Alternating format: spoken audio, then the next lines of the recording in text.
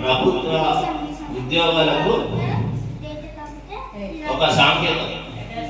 ఈ విషయంలో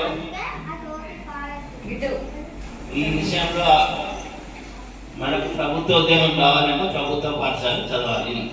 మీరు ఎక్కడైనా చూడండి, ఒక మంచి ఐఏఎస్, ఒక కలెక్టర్ కానీ, డాక్టర్ కానీ, ఇంజనీర్ కానీ, ఒక ఎస్పీ కానీ, ఎవరైనా పోలీస్ డిపార్ట్మెంట్ కానీ, వైద్య పరంగా కానీ, మనం ఎన్నో శాఖలు చూసినట్లయితే ఒక ప్రభుత్వ ఉద్యోగంలో గర్వంగా చెప్పుకోగలుగుతాం.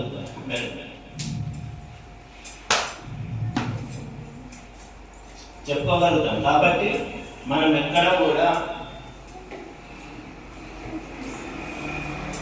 అంటే బాధపడే అవసరం లేదు.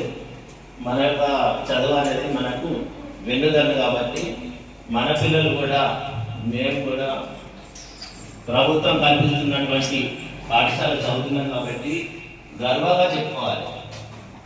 అది వింటున్నారు పిల్లలు.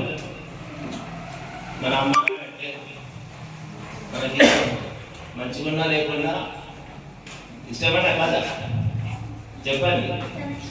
అమ్మ మంచిగా లేదు, పక్కింటమ్మ మంచిగా ఉంది, వాళ్ళ నాన్న మంచిగున్నాడు అని అంటామా?